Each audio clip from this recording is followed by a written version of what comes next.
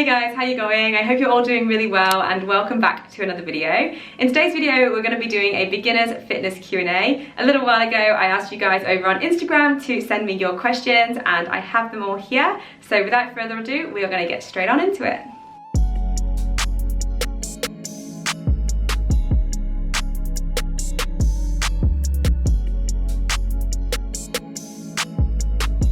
Obligatory coffee as always. Alright, let's go. First question is, how often should I train and do I really need rest? So let's break this up into two parts. The first one is, how often should you train? So this is completely dependent on your goals, your motivation, or how often you have available to train, and also what's just going to work for you. So it's going to be completely different for everybody.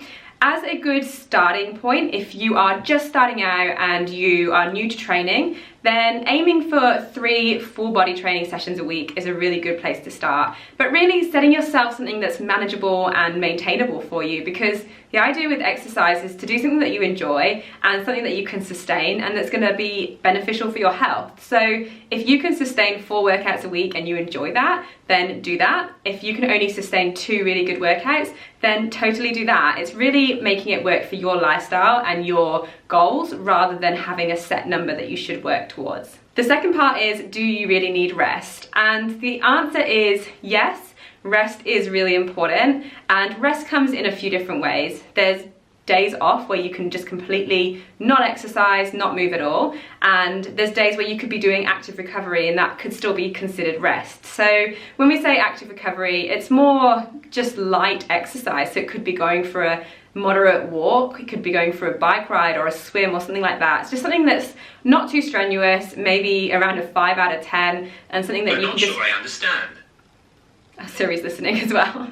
But something that you can just get moving, and it will give your body a chance to rest and recover, but you're also still moving. Again, here it's really important to listen to your body, and if you feel like your body needs extra rest, then just take a few extra days or give it the time that it needs. But if you feel like you can train every single day and it's not really impacting your training too much, then you can just obviously scale some workouts a little bit so they're not going to be as strenuous, and get a good night's sleep, make sure you're eating well, and make sure that you are listening to those cues in your body. Your body always knows what's best, so I'm not going to stand here and tell you that you should and shouldn't do this, because it's going to be individual to everyone, but rest is really important and your body will definitely tell you if you need rest, so make sure you give it to it. So the next question is how to stay motivated, and I get this question so much. I've actually made a video on how to stay motivated and I've popped it up here for you to have a look at. But for me, one of the key things is to firstly, find something that you enjoy. I say this all the time, but if you find something you enjoy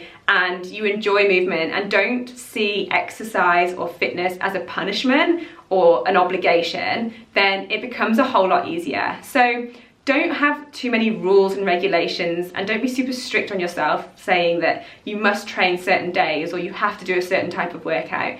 Do something that you enjoy, listen to your body, and enjoy being able to move and see what your body can do, and try to shift your mindset from the punishment mindset to the I get to do this, I'm lucky, I'm fortunate that I get to do this, and I want to see what I can do. Another fantastic way to stay motivated is to make it social. So if you can, and I didn't do this personally because I was too scared, but if you can, have friends join you, do it with family members, go and join a group or go to the gym and join classes and meet other people, because that social aspect makes everything a lot easier and it's just nice to be around other people sometimes. And lastly, track your progress. I say this all the time, but please track your progress and track it in the right way. I've also made another video about progress, which I will link up here, but if you track your progress, you always have something to look back on to see how far you come.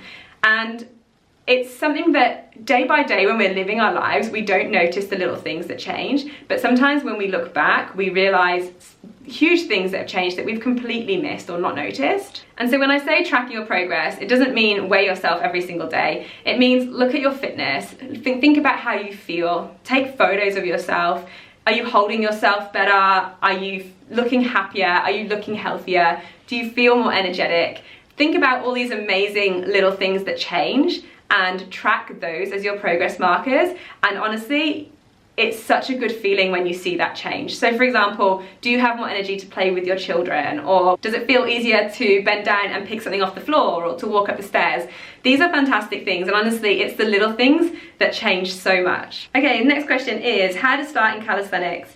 Again, I've made another video on this, so I'll link it up here, but with calisthenics, there's no right or wrong. A good place to start is to start slowly working on some of the fundamental exercises. So that is push-ups, pull-ups, dips, so triceps dips, bodyweight dips, an L-sit or a hip hinge movement, and a squat as well. So if you start working on mastering those with good form and start progressing those slowly, then you'll be setting yourself up well for the future. And then around those, you can just throw in whatever you want. So if you want to follow a program or a routine, then fantastic, that's awesome, and it's a great way to do it, especially if you're new and you're not really sure what exercises to do. Otherwise, just move your body. And that's the great thing about calisthenics. It really is just trying things, playing. You can structure your workouts, you don't have to, but just having fun with it. Do you want to try a handstand? Try a handstand. There's heaps of progressions, or you can do what I did and just start chucking yourself up in the middle of the room, and eventually, maybe years later, one day it will stick and you can start working on it from there. If you want to try and do pistol squats, work on pistol squats. If you want to go and hang off a bar in the play park, go and do that, because that's all calisthenics. It's just moving your body, exploring it, having fun, being social, and enjoying your training. The other really good thing about calisthenics is that all exercises can be progressed and regressed, so they can be made harder and be made easier as well. There's a huge spectrum on which you can put the exercises. So for example, let's take a squat. If you can't do a bodyweight squat yet, then you can scale that down and use a chair and sit on the chair until you feel comfortable enough to be able to do that. But if you find a bodyweight squat too easy, then let's advance it. You can start doing single leg squats, pistol squats, that sort of thing. So there is so much you can do with calisthenics, and that's why I love it so much. You can take somebody who has been doing calisthenics for years and could be so much stronger and more capable than me, for example. But there's always a way for them to be challenged just as much as I am doing the same exercise, even though theirs might be more advanced than what I'm doing. And that is what is amazing about calisthenics. Okay, so the next question is, do you need to be sweat or be pushing yourself to the limit to have a good workout or for a workout to be worthwhile? So no, the answer is no, basically. It's a nice feeling to come out of a workout sometimes and be covered in sweat and you feel really like you've accomplished a lot, you've pushed yourself hard. So that can be great, but it's not necessary. And naturally, some people sweat more than others. So you might go and do exactly the same training session, and you might, with somebody else, they might put in just as much effort as you and they might be dripping in sweat, whereas you might not be. And it's just, again, some people are different than others. So personally, I don't really sweat unless I'm doing HIIT training, and then I really sweat, but otherwise I don't. So I can understand the concept of feeling like you have to sweat or have to be completely exhausted when you're walking out of the gym to have had a good workout, but it's definitely not the case. If we want to look at whether a workout is working and benefiting you, then there's a lot of different markers that you can look at. So you can base it off, have you seen progress in a similar workout? So 1 week, if you did a workout and then you did it the next week, have you noticed that you have the ability to lift more weight, or you feel more balanced and coordinated, or you found that you could get through the entire workout? Do you feel that you can recover from your workouts quicker? So that's a fantastic way of knowing whether your workouts are working, is how quickly your body can recover. So for example, if you went for a run and you were out of breath once you finished and it took you a good 5 minutes to feel back to normal again, but then you noticed over time that recovery period was getting shorter and shorter, that's a fantastic way to know that your workouts are working and that your fitness is improving. Are you sleeping better? Do you feel more energy throughout the days? Things like that are really important to note as well. Something that I think is really important to ask yourself is why? Why do you need to feel like you've had a good workout? What are you working towards, and what's your goal? If your goal, for example, is to lose fat, and to perhaps just be living a healthy life, and you don't have any specific fitness goals, then it doesn't matter whether you come out of your workout feeling absolutely exhausted and drained, because everything that you're doing is going to be benefiting your health. So even if you went for an afternoon walk, that could be benefiting you not only physically but mentally as well, and that's always going to be worthwhile. To lose fat, your main focus should be being in a calorie deficit, and you can create that through your nutrition. So therefore, all the exercise is just an added bonus, and it's really going to be helping other aspects of your life, such as your cardiovascular health or your balance and coordination and your mental health as well. So Doesn't really matter if you come out feeling like a hot mess.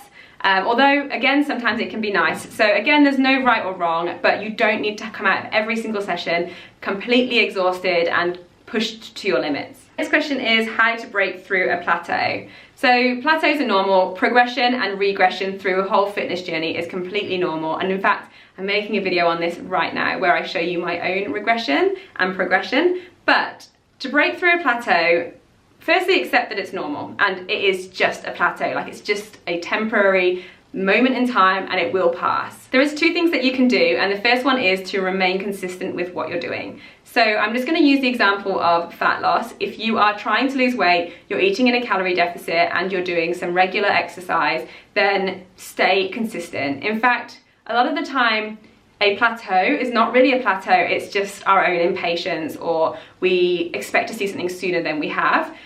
You're never going to see weight loss week on week. It's always going to fluctuate up and down, but overall, over a long period of time, you should see a downward trend, for example, if you're losing weight. So if for 2 weeks you haven't seen any weight loss, or maybe you've seen some weight gain, maybe even 3 weeks, you might deem that to be a plateau, but really it's not a very long period of time. Remain consistent with what you're doing, keep going, and you will eventually see that it starts to change again. Our bodies just aren't linear, and I think it's something that we feel like they should be, but unfortunately they're not, and we just kind of have to accept it. When I was losing weight, it took me a good 6+ weeks to see any progress at all. And I never really thought about it as plateau or that it wasn't working. I just kind of was like, this is my life now, and that's it, nothing's gonna change. So I just kept working towards it, and eventually it started to happen.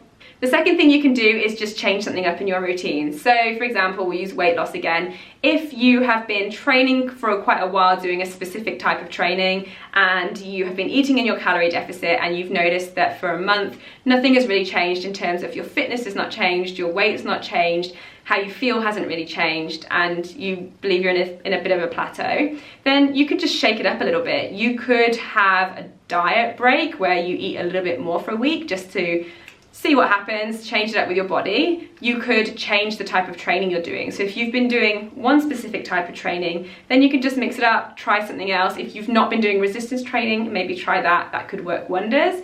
But really just switching something up to give your body the little bit of an extra kick that maybe it needs. Again, there is no right or wrong. It's going to be different for everyone, and it's about finding what works for you, not only physically, but mentally. And I hope that this message starts to come across strongly, because I feel like I'm saying it in every single question that I'm getting asked, is that it's really individual to everybody. So while the concepts in fitness and nutrition always remain the same, how they work for you is always going to change, and it's about making it the most sustainable and enjoyable way for you. Okay, next question is the best exercises for upper body weight loss and toning.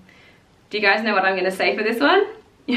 You can't spot reduce fat, unfortunately. So I get this question a lot. We all do, we've all thought it, but we go, oh, I'd like to lose fat on my arms or my stomach, or if you're like me, your legs. But unfortunately, we can't pick and choose where fat comes from, and usually it's just sod's law that it will come from where you least want it to come from first and where you most want it to come from last. So doing a ton of upper body exercises will not reduce fat in that area. If you do loads of crunches and ab work, it's not going to reduce fat around your stomach, and the same for your legs as well.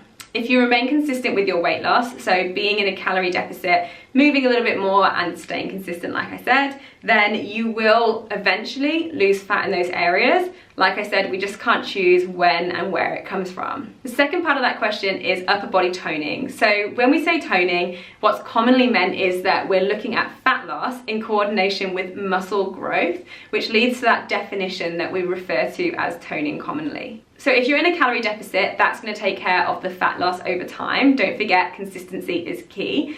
But if we want to build muscle as well as fat loss in that area, there are lots of fantastic exercises that you can do to build upper body strength and upper body muscle. If you just want to work with body weight, then some fantastic exercises, which again are just fundamental exercises to start working on, are things like push-ups, pull-ups, dips. If you have some dumbbells or weights at home, even some tin cans or water bottles, you can start working on some movements such as dumbbell flies. You could do some shoulder press, bicep curls, anything like that is going to be helping you build muscle and strength in that area. So the next question is, does it matter which exercise you choose to lose weight? So the short answer is no, it doesn't matter at all which exercises you choose. If you're looking to lose fat, then the key thing is to be in a calorie deficit, and the easiest way to do this is through your nutrition, so eating less food, consuming less energy. From that perspective, the exercise is really just an added bonus, and there are so many more benefits to exercise than purely burning calories. So we're talking about things like your balance, your proprioception, your strength, and even things like your mental health. You know, exercise can have such a huge impact on all of these things. From a perspective of fat loss, the best type of exercise that you can do is one that you can maintain and that you're going to enjoy. That way you can make it a sustainable and long-term part of your life, and you can stop seeing movement and exercise again as an obligation or a punishment, and rather a really exciting way to move your body and to push yourself and see what you can achieve. Next question, and I get this question a lot, and I feel like I can relate a lot to it as well, but how do I get over my fear of failing? So this is an interesting one because it's very much on the mental health side and the psychological side of training, and I feel like I can relate, and I feel honestly that people on the whole spectrum of fitness, not just beginners, could relate to this. I think the key thing here is to ask yourself why. Why are you scared of failing? Is it because other people will judge you? Is it because that you fear that if you fail once more that it will be the last time you want to try?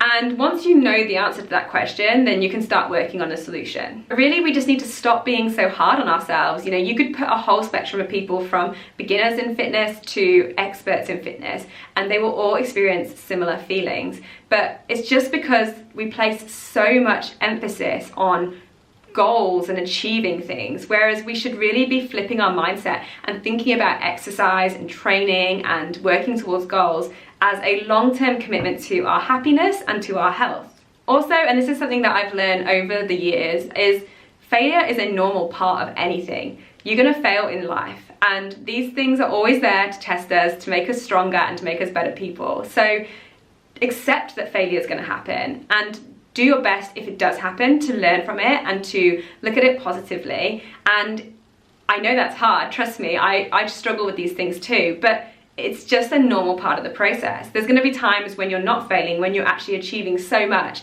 and that's gonna feel amazing. So remember that that will come, and just keep pushing forwards, but not being too hard on yourself and not expecting so much of ourselves. Geez, I've failed so many times at things. You know, there's been times when my fitness, even now, my fitness is nowhere near what it used to be. And this is my job. And, you know, it's just a part of the process. There's going to be times where you're failing. There's going to be times when you're not as good at something, or when you see regression. And accept that that's going to happen, build upon it, learn from it, and just keep going forwards. Also, I guess we could ask ourselves, what is failure? Do we think failure is achieving something and then going back to where we were? Because still not failure, you still achieved something, you've still learned from the process, and you could do it again if that's what you wanted to do. So we could ask ourselves really think about, what is failure and why are we so scared of it? And if this is based completely on what other people think external to you, then don't worry, because A, we are our own worst critics. 100% we are our own worst critics.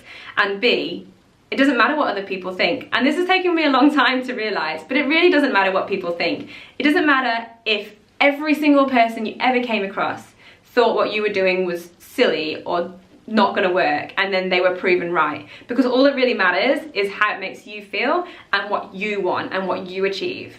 So just let it go.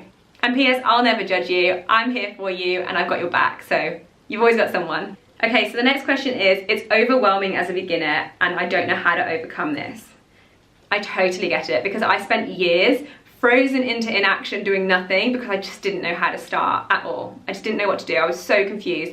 And I speak to people all the time. I speak to people in the gym, I speak to clients, I speak to strangers who are so, you can just see it all over their face. They're so confused, there's so much information. It's just information overload nowadays, and it's worse now than ever. There's just so much noise in the fitness sphere and this fitness world. So my video, Why You're Not Seeing Progress, might help you with this, so I'll put it up here. But one of the key things that I think will help you be less confused and less overwhelmed is to learn the principles and the basics and then educate yourself as well as you can around those. So it doesn't matter all the noise that you hear, all the opinions that you're getting, they always boil down to the same principles. So if you can learn the principles of nutrition, the principles of exercise, and also understand that consistency is really, really important, then it all becomes a lot easier. So these principles around nutrition, exercise, and consistency, they always stay the same. The only thing that changes is how we manipulate them towards our goals and our lifestyle. I don't want to add to the confusion, but I'm going to try and explain how those principles can be manipulated towards two different goals. So let's say person A's goal is fat loss. Now they need to be in an energy or calorie deficit to achieve fat loss. So they can achieve that through eating less, so that's the nutrition, exercising a little bit more, so burning calories through exercise, any type of exercise, and doing that consistently. Person B's goal is to build muscle and to get stronger. So they need to actually be taking on more energy. So they need to be eating more food, and then they need to be training more. So they're going to be stimulating their muscles, and they want to be doing that consistently too. Now, what type of exercise they're doing, how often they're doing it, what type of foods they're eating, all of that is going to change depending on the person, what they like, what they want, what's motivating to them. It's just going to be completely independent to everyone. So I hope that somewhat illustrates the point. But the key thing is, once you understand the principles and the basics, then you know how you can manipulate them to achieve whatever goal it is, and just to really block out all the noise and understand what's going on. I'll just add this in here as well, but never just believe everything that you see, everything that you hear, and always question who's saying it and why they're saying it. Just because somebody with authority might be saying something, it doesn't necessarily mean it's right or that it's going to be right for you. So again, question what they're saying, educate yourself and research it, and then hopefully you'll have a better understanding of where it sort of fits into this whole spectrum. Okay, next question is, and I get this question a lot, if I lose weight, will I have smaller boobs and will I have loose skin? Again, this is going to be dependent on everyone. When I lost weight, my boobs got a lot smaller, but I actually prefer them. So I'll try and find a picture of like what I looked like before, and obviously you can see what I look like now. But mine definitely did, and I think it was probably one of the first things that I lost weight, part of my body that I lost weight on. So they do get smaller usually, but again, I don't think that should be the reason why you do and do not lose weight, because losing weight should be for your health, and that's the most important thing. Secondly, loose skin is going to be completely different for everybody. If you lose a significant amount of weight and you lose it very fast, then yes, you probably will have loose skin. Not 100%, but you probably will. I do, and you guys have seen this before, but I have it on my stomach here. I mean, it's not super, this is the thing, it's not obvious when I just stand here like this, but you know, if I lean over, it's not even obvious right now, I swear I do. Like here, like that, that's all loose skin. It just means that I'm always going to have like a little bit of a softer belly. It's almost like when people have babies and their skin's just a little bit more elasticy and stretchy. But again, I would rather be healthy weight and being able to do what I do and enjoying my lifestyle than be an unhealthy weight and not as active and mobile. Something that should help you out is just make sure that you're not doing anything drastic. Remember, slow and steady is always going to be good. Consistency is great. So there's no rush. This is all about long-term maintainable health. So if you're looking to lose a significant amount of weight, just aim for a nice, healthy, sustainable weight loss. Okay, this is going to be the last question that I answer because I think this video is quite long already. But best tips for DOMS. So DOMS is delayed onset muscle soreness. It's the ache and sometimes agony that you feel in your muscles after you've been training, and it's completely normal. Basically, if we're doing resistance training of some sort, then we are causing micro tears in our muscles. Sounds a bit horrible, hey, but we're causing micro tears, and that's actually a good thing because your muscle then repairs itself and gets stronger. That obviously causes pain, and I think we've all experienced that before. There's been times where I couldn't even walk up the stairs. But anyway, tips to reduce muscle soreness. So first of all, stretching, making sure that you're stretching and doing mobility work as well. So before your exercise starts, before your session starts, muscle activation and a little bit of dynamic stretching, so stretching with movement, is going to be really beneficial. And then when you get to the end, especially, making sure you're doing your stretches. So doing nice static stretches, holding them for around 30 seconds, or even doing an entire stretching routine every now and again can be fantastic, but really, really important to make sure you're stretching your muscles out. Secondly, nutrition. So making sure you're eating enough food, but also making sure you get an adequate amount of protein. So the recommended amount of protein is between 1.6 and 2.2 grams of protein per kilogram of body weight per day. But I don't want you guys to get too hung up on it. It's not about being super specific necessarily and tracking everything. You guys know I'm not really a fan of tracking, but just being mindful of how much protein you're eating. So if you feel like you don't eat much protein at all, you don't get much in your diet, then just making an effort to incorporate it into most of your meals or adding those snacks in. If you struggle to get protein in and you really can't get it through your food and your nutrition, then you can always opt for things like protein shakes, protein bars, or whatever. Literally, honestly, just whatever works best for you. But personally, I just like to make sure I'm getting protein in every single meal. I've never tracked my protein. I never did when I was losing weight. I never did when I started calisthenics, and it didn't do me too much harm, but I do get plenty of protein through what I'm eating. So just something to think about, nothing to get too hung up on.